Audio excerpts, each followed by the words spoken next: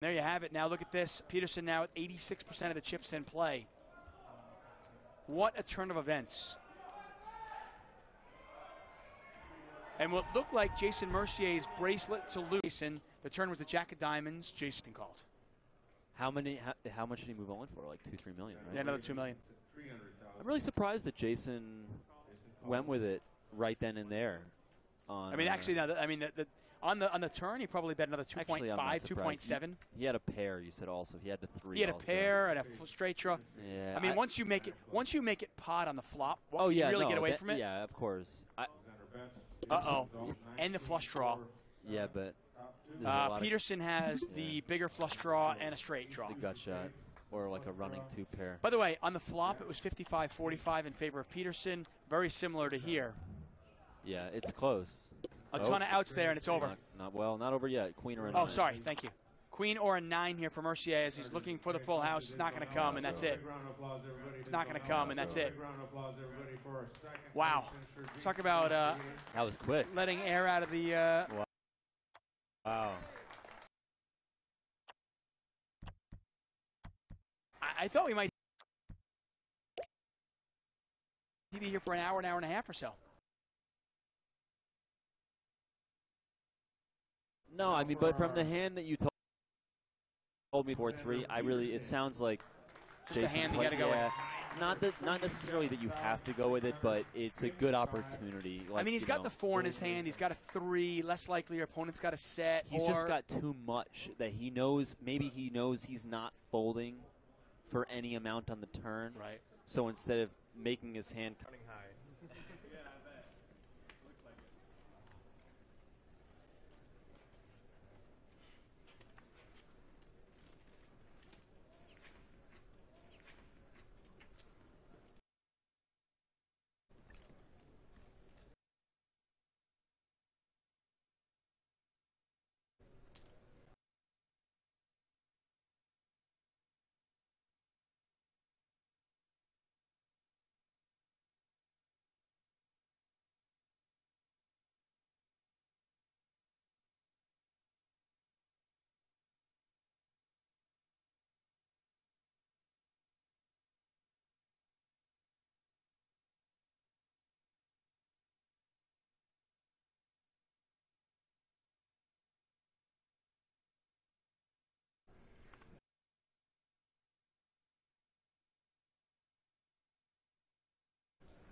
Good.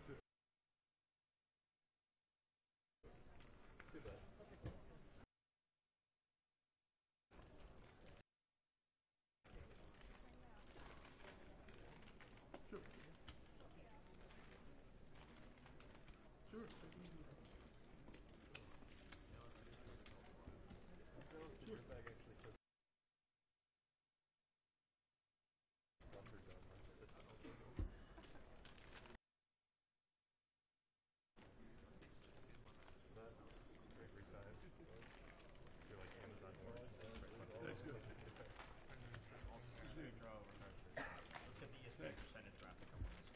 All right. Being shown the King of Hearts, Queen of Hearts. Ace of Spades, 7 of Clubs on a 8, 9, 10 board. You can see a 10.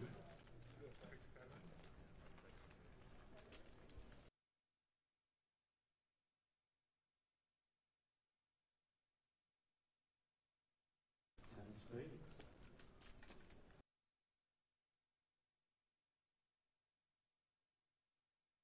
Spades.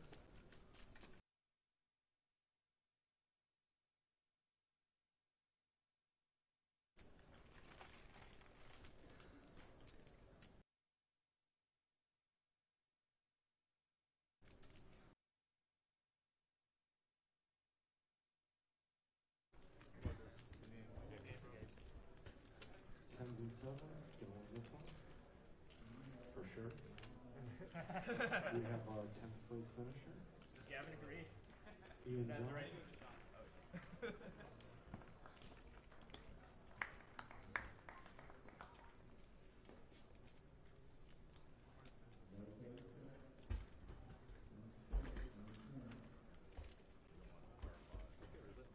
Guys, make sure you're setting in front of an RNG box. You're setting in front of an RNG box. So the cards go in the markings? Is that Cards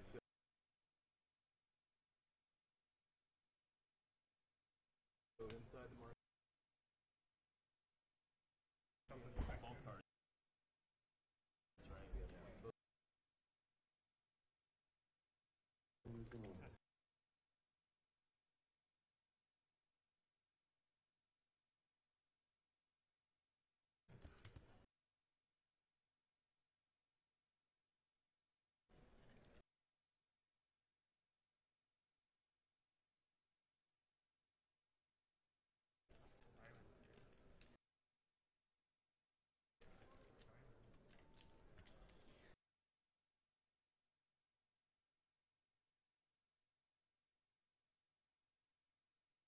So 9 players remain. We gave you a little bit of bonus coverage this morning as we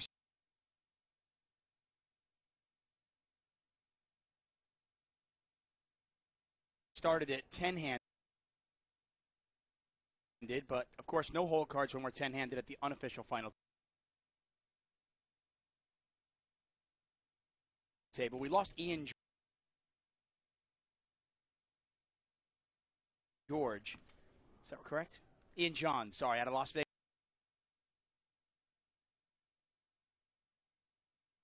Vegas, Nevada in 10th. He earned himself $22,000.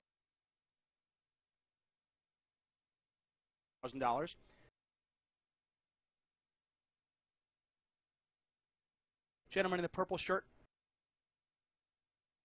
munching away.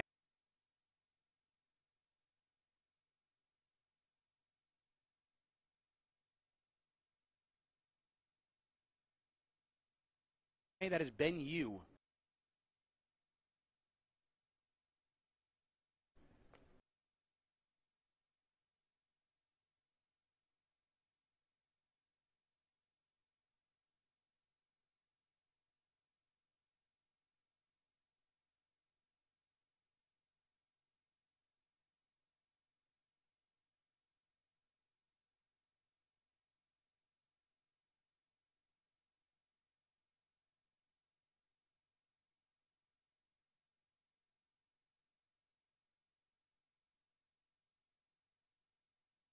Professor Ben, I believe he goes by. Joining me in the booth, a limit hold'em specialist. Is that what I am?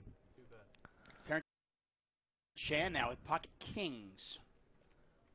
Very, very short stacked and very happy to get it all in, I'm sure. Justin Bonomo. Yeah, it seems like a pretty good spot. When you're short stacked, people think you're in an early position just trying to raise to get the field out. Pretty nice to pick up kings there. Professor Ben, though, picks up the ace-deuce. Big blind, you're going to see a lot of good players defending fairly light out of the big blinds. Well, and I think Terrence Chan only has about 1 bet behind, so, Ben Yu might stop and go here. Hard to imagine Ben Yu folding this. He's flopped a wheel draw. Plus he's got the ace as well. It is going to get in there. Terrence Chan all in for his tournament life. Ace-deuce versus Ben Yu's. I'm sorry, ace-deuce versus Terrence Chan's kings. Chan has the king of spades as well. A 3 or an ace will eliminate Chan. 3 of spades gives us a nice sweat. Instead, it's the 5 of spades. That's a great card for Chan. Yeah, Yu now needs an ace or a 3 that's not a spade. Regulators. We regulate any stealing of his property. We're damn good, too. But you can't be any geek off the street. How do you gotta be think handy about, with the what do you think steel, if about you know how what I mean. Earn your keep. I think it's pretty standard. I am inclined to agree with you. Mount up. But I still get the feeling. White moon, Warren G was on the street. I still get the feeling that Terrence maybe could have folded. Like, has absolutely no problem shopping at like Old Navy and Target. Yeah. And Mine loves Ross. doing it. Mine loves Ross. There you go. Yeah. TJ Maxx. Yeah, she was at TJ Maxx yesterday. That's I mean, amazingly, it still adds up to a lot of money, but it significantly less. It adds up to more closet space. Anthony Zinno has made a positive EV life move by going from attorney to professional poker player. I will often tell people don't be a professional poker player. Do anything else and play poker as a hobby. Play it for fun. If you make money playing poker, even better. But do something else, unless you're an attorney. Yeah. And in that case, be a professional poker player. So I sat next to him yesterday and we talked about this.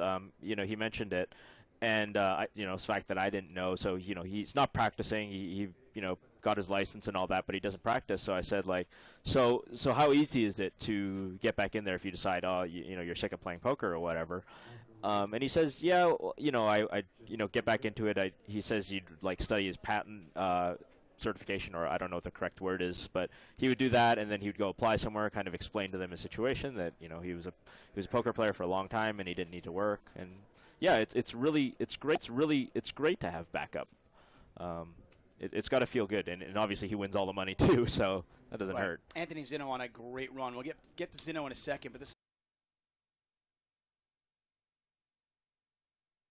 is interesting here. So we got an open from Johnson.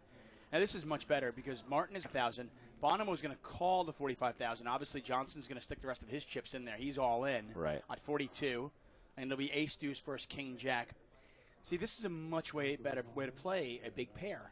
Oh, okay. I'll take lessons. Do you have a notepad? I'll publish a book for you. Okay.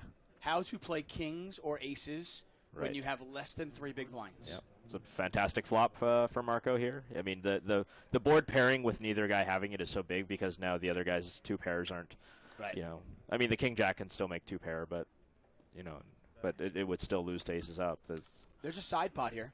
Yep.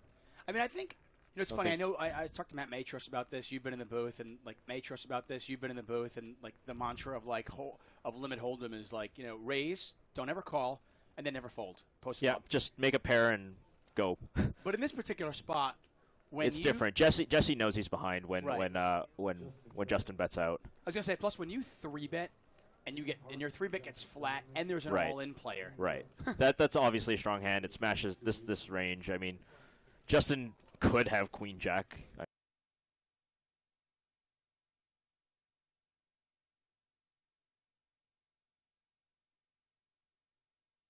I mean, but so what? But you're not losing much by folding the queen. Oh, that's a tough way for Mark. That is how Justin is running.